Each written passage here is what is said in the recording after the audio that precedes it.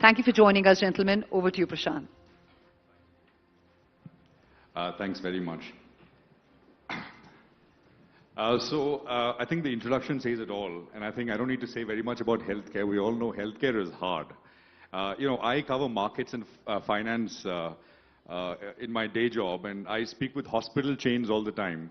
I mean, I know Viren very well, and when he's on the program, on the air, we discuss financials and average revenue per bed and things like that.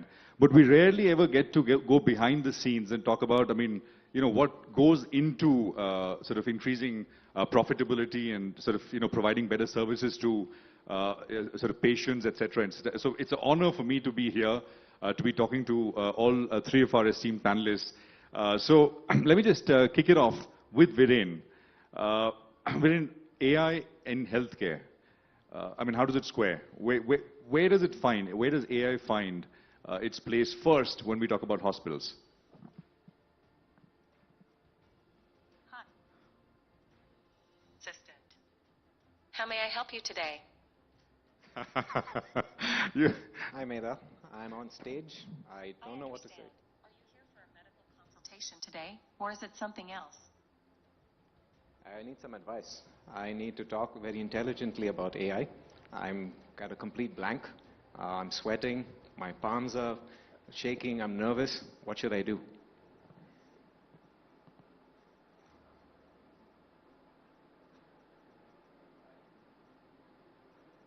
Anyway, it says I'm an administrative AI for the hospital. I can only provide guidance and assistance relating to medical consultations.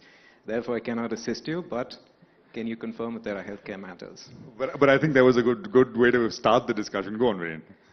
See, the potential for AI in healthcare, at least the way we think about it as healthcare providers, is of an assistant more than anything else. The promise is that it can revolutionize things. It can, replace the doctor, replace the nurse, replace the hospital, replace drugs, replace everything. Maybe at some indeterminate point in the future. But right now, the way we think about the role is that something that will be useful for all of us, for triaging, for taking data and making it structured, for helping remind me that it's time for my medication, for helping the patient think about when their next appointment should be. And that's the role that we think it will have most value for patients in a resource-poor setting like ours. No, what I meant is top-down when you look at healthcare and when you look at AI. Is it going to be in diagnosis?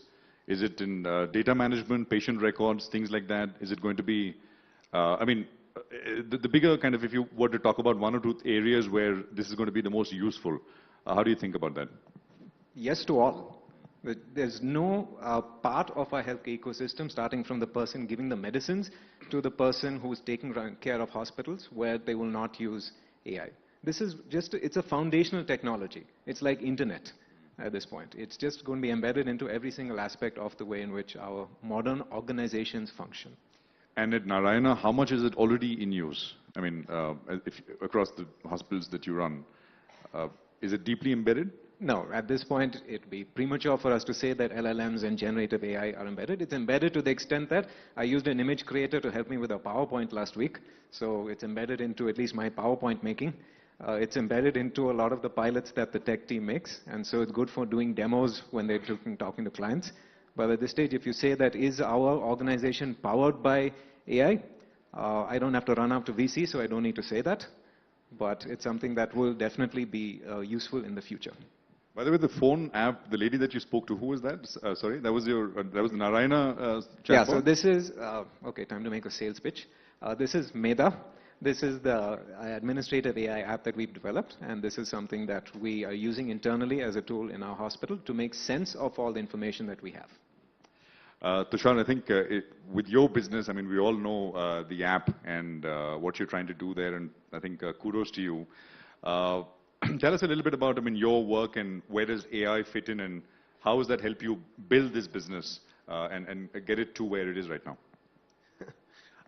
We started using AI actually for helping our coaches do their job so much more efficiently back in 2017 and 18. We were using statistical models, LSTM-based systems, sort of bag-of-word systems to help craft messages for them, build diet plans for them, create better voice notes-taking protocol. I remember very early days of voice to text transcription and whatnot. that allowed us to be able to handle today almost 250 clients to a coach. Adding a lot of leverage from what was only 40 clients to a coach. In 2019, we had exposed the consumer-first AI product, AI-only product, or I think it was one of the first AI subscriptions for health in the world. Today, half of our 250,000 paying subscribers use that particular SKU. So half of our business today is reliant on an AI-only subscription. So our AI, which we released in 2019, was called RIA, and I was just showing to Viren earlier. So RIA literally is saying today, hey, notice your lunch had teriyaki chicken and chicken momos, while protein-rich, it lacks fiber. Why not add a side of steamed broccoli next time? It's great for controlling your cholesterol and adds less calories. And hey, for this evening, I want to try and get you to, here's what you can have, which is high in fiber, etc. Right? And now that consumer-facing AI solution handles about half our paying subscribers.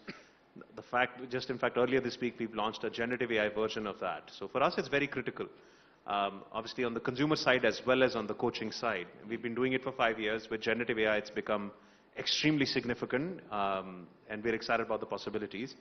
But reflecting on your earlier question on where it'll help, I think fundamentally in healthcare, there are 3 components as I look at it. There's the input of data, there is the output of that data, and there is the human impact or adherence. The human adherence or accountability that plays a role. The input of data, AI is solving a lot. So how many of you have used Healthify before? If I can just have a raise of hands. Right? So, and I'm sure the most painful point you found must be the calorie tracking, nutrition tracking component. So earlier this week we released Snap, by which you can just take a photograph and it just captures everything to 90% accuracy. Foods. But all kinds of food, or I mean, how many different? 1 million plus foods from 50 countries in the world, right? So you can just, thank you. You should check it out. We've opened it up for everybody for free for the next 2 weeks. So, and the best part is you can do it even without opening the app. So as long as you take a photo, we on-model narrow LLM detects if it's food or not, zips it up to the cloud, and tracks it for you, and then gives you insights on WhatsApp, right? So you don't even need to use the Healthify app for us to do that. So it simplifies input taking. I can also track by just my voice in any language I want, right? It also simplifies output. So it processes all the information you have, plus your geolocational data, your weather data, your calendar data, your steps data, sleep data, nutrition data, and then makes sense of that and provides you simplified insights from that, right? Like when we were talking, I was showing Viren is asking me to take more steps because I've actually been working all day, so I haven't really stepped out much. And then, but the thing that AI today lacks is providing the human empathy or accountability, right? A lot of what a doctor does or what a nutritionist does is keeps you honest, keeps you accountable, gives you suggestions that goes beyond data input output. So Stanford did a paper on us, comparing our AI plans with our AI plus human plans, and AI plus humans outperform AI by 70% in terms of impact. And it's not because they have, and then they pari-pursued the advice and the quality of advice. So it's not because of the advice, it's because people follow humans more. So in healthcare, it'll have that component will have significant inputs because it'll make the ability of how many patients can a doctor see or how many clients can a nutritionist see, it'll disrupt that whole piece significantly, achieving business models that were not yet possible. I think I'll pause there, otherwise I'll just keep talking about AI, but I think AI is going to totally revolutionize and completely change the way we think about health. I mean, there are these on social media, sometimes you see these posts, right? I mean, somebody will say, I had a heart attack, but my phone saved my life. I mean, those are also, I mean, I've seen those for iPhones. In the US, the phone will detect that your heart rate is extremely abnormal or is irregular, and then it'll send a call to the hospital. I mean, those are other ways, and perhaps in which apps and phones and technology and AI perhaps does that. Yeah, that's a very life-saving case, used literally. But from a technology standpoint, that's not very difficult. That's a very simplistic version. It's just a time series, kind of modeling and looking at outliers there. I think AI can do so much more in terms of coming up to incredible insights and advice. I think humans will be relegated to points of supervisors and points of accountability drivers and emotional movers. I think in terms of processing insights, data, giving great advice, there is no way humans can match to AI. And it is already outperforming. I mean, literally we have a team of 18 human operators who recognize foods, and AI beats them 9 out of 10 times in terms of what food you're having. right? So that we are seeing that. AI-based advice, when we send AI-oriented advice, it is 30% more likely to drive engagement and retention than if we actually have a human sending in advice. Yeah. So we recommend our nutritionists to not send advice without looking what the AI is recommending first. Right? So there is real-world use case of where AIs will be so much better than humans. I mean, I think the life-saving element is an important one, especially when, I mean, I'm assuming, guys, just a quick show of hands, that name how many people are wearing any smart ring, smart watch, smart something on top, right? So more than phone, the use of smart gadgets is going to become better. You know, maybe a different question I'd love to talk. I don't believe we'll have smartphones anymore in 10 years, so I'd love to talk about what that is about and how AI will play a role, but we can continue the... No, absolutely. Tathagat, you've been listening intently. Tell us a little bit about what you are building at Sigtuple, and I mean, where does, again, AI come in, and just talk to us a little bit about the business that you're running. So we work on applying AI in the diagnosis, for the diagnosis. So if you look at a clinical laboratory today, most of the processes there are fully automated. I mean, there are machines that takes in a sample, gives out numbers. But there is one area in the lab which is almost completely unautomated. So when a diseased sample is received, that usually requires a pathologist or a qualified reviewer to examine it with a microscope, which could be because of, I mean, say a tissue biopsies. It could be a blood sample for maybe malaria detection or low platelet counts. It could be a sputum sample for TB. All this kind of a job is not automated in more than 90-95% of labs across the world. Not Should it be automated though, Tathagat? It should be automated. Okay. I'll tell you why. Is that today, since it's a physical analog process, the qualified reviewer needs to be inside the laboratory with the physical microscope and the physical sample in order to diagnose. And being manual, it has its share of errors. It is, I mean, and you cannot imagine one pathologist attending to samples from 10 labs, because those 10 labs are geographically separated. Now, where automation comes in is basically through two ways. One is you replace the analog microscope with a digital one. You feed the physical sample into that digital microscope. It takes images and converts it into a virtual slide. That slide can be uploaded to a cloud platform or a cloud server, and a pathologist, irrespective of wherever they are located, can see that sample. So the pathologists could be sitting in Bangalore, but they can be, say, attending to samples from Gulbarga, as an example. And that is already happening in radiology today. I mean, most of radiology happens over tele-platform, but not so much for pathology. And then the point that both my co-panelists raise is that there is a limit to the number of patients that a particular pathologist can cater to in a day. And if we have to take quality healthcare to the next billion, the only way we can do it is by making the pathologists or the reviewers more efficient. And that can be done with the help of AI. The AI is going to work on those images, identify what is of importance or what the possible diagnosis or what the possible underlying condition can be, and highlight it to the reviewer before the reviewer has to go through that entire sample to figure out what is wrong. So this can actually make it much more efficient. And so if I am, as a pathologist, I can manage maybe 50 samples a day, I should be able to do 500 with the help of AI. That is where AI comes in, and that is exactly what we do today. So, I mean, so the device that you sell, right? So all that is needed is have these devices in far-flung corners where, yes, I mean, great healthcare is not available, and you know, for the data then to be whatever the sample and the slide, etc., to be uploaded into the cloud, and somewhere an expert kind of looks at it and takes a call on what needs to be done. Exactly. And in fact, that's a good point that you read about far-flung areas. In fact, some of the heaviest usages of our machines come from one town in Himachal Pradesh and one small town in Tamil Nadu. So we have actually one client who works in close association with the government, multiple state governments, and sets up labs in the PPP model. So we have around, 30-35 installations all over Himachal Pradesh. And some of those towns are apparently not even accessible during winter because of snow. But the machine sits there, and the pathologists probably are located either at Shimla or some other relatively larger town. And they look at samples coming from Roru, from, say, some of the far-flung areas of Himachal Pradesh. Just one more thing, Tathagato. When we say that there's also pattern recognition, right? Which do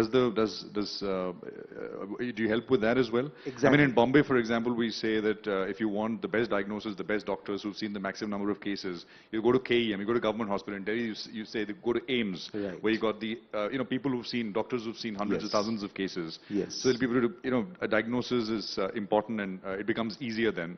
I mean, is AI able to help with that? Absolutely, yes. So what the AI will be doing is essentially mimicking what a pathologist would have done while reviewing the sample with a microscope. So if the pathologist, let's take a blood sample for example, the pathologist's job is to identify the different types of cells, white blood cells, red blood cells, platelets, which are normal, which are abnormal. The AI does exactly that.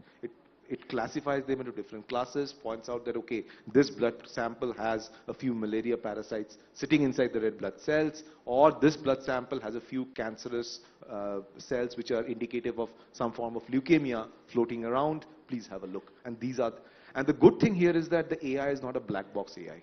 Whatever the AI is saying is backed up by visual evidence, because the images are all there. So if the AI says that this is a possible case of leukemia, then actually the AI points out that these are the cells which I think are indicative of leukemia.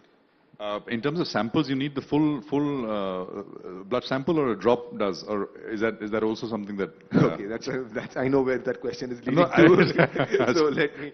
So you see, today we work with the blood slide that is normally made in the laboratory. Okay. It is made with a drop of blood, but that drop of blood is usually not from a finger prick. It is from a vial collected through a venous draw. Okay. But we are also working on a technology which is upcoming maybe sometime next year, which will actually be able to take a drop of blood from a finger prick and have a microfluidic cartridge do all the processing of the sample by mixing reagents and everything, and a small AI-based microscopic reader which can take in that sample and give out a report. Right. And this is supposed to be not for the lab, but for the point of care, which could be public health centers, which could be a doctor's chamber, and things like that.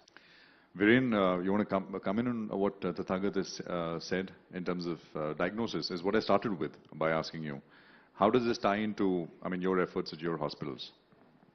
See, the first thing you have to realize as a country, as we are poor, yes, we are many, yes, we don't have enough hospitals, yes, we don't have enough doctors, yes, but we can use everything that we have. And the number of people who are hesitant to get checkups done, to get the testing done, because it takes a long time and it takes time to get report, you need to go somewhere. So anything that removes the barriers and removes the hesitation people feel about getting tested is a net positive.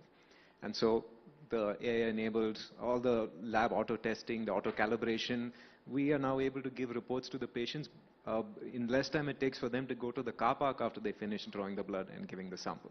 That takes away this impression people have about how difficult healthcare can be. And so yes, as a country, more than any other country I would argue, is where we need to fully commit to investing in large amounts of technology, invest in breakthrough innovation, and dedicate as many resources as possible to build our own tools, because this is something where the tools are so easily available to all of us. A lot of LLMs are open source. A lot of the things can be built by people right out of engineering college. I'll give you the last word, Tushar. Talk to us about what else, as you see it. You said this is just the beginning. Go on. Yeah, no, I was reminded of this conference I went to about 10 years ago. Healthify has been around for 12. So when we talked about the role of IT in healthcare, right? So this reminds me of that. Tech in healthcare, and now AI in healthcare, and it's as foundational as electricity, for sure. So many applications will come out of it. I mentioned about the input of data management, output of data management, accountability. Personalization, by the way, is another huge layer. It will take it to another level. Today, the world of healthcare 20 years ago certainly was a mass-based system, right? Like one pill for everybody, typically facing that, or one kind of an advice. But I think now it's going to start to get insanely personalized. Already, for example, the stuff that we've announced this week, simple things like earlier we used to suggest what foods you should have. It was obviously based on some heuristics, some information. Now we're able to know what you've logged in the past. Majority of the audience have tried Healthify, so guys, you have your data on Healthify. You've tracked your foods. Now we know those foods, right? And we can make sense of them. Our recommendations have become hyper-personalized. Now, if you walk into a restaurant, for example, it's also able to analyze it. We now know that what foods exist in that restaurant. So we can actually give you insights on what you should consider having. This is already live. We've also integrated with Swiggy now, for example. So besides just advising what you should have, if it's available around you, you can just press a button and get delivered to you, right? So this is an example of how hyper-personalized advice and insights and how integrated the world can get, where everything is extremely personalized, right? I'm sure the day is not far that can be, that same analogy of us partnering with Swiggy and looking at your past data can be extended to medicine and can be extended to other areas as well based on what your specific conditions are, what your specific issues are. So both how much data about you you're able to generate and provide AI systems is going to exponentially increase. AI's ability to make sense of that and either provide powerful insights to your doctor or to your nutritionist basis everything you've done in your life so far, and a summary of that will be amazing. And then everything, intervention is going to be super hyper personalized, which is mind-blowing. Just the other day, just once, I'd like to end with an amazing example. I was talking about something in to Ria, our AI coach, and she was able to pick up saying, hey, 8 months ago, you had a bit of a back sprain when you tried to lift your 8-year-old. So, be careful about something. I was like, damn, I had forgotten that. But, I had talked about it to my coach, and the AI remembers, right? So it's able to be there for you when you need it to be there for you.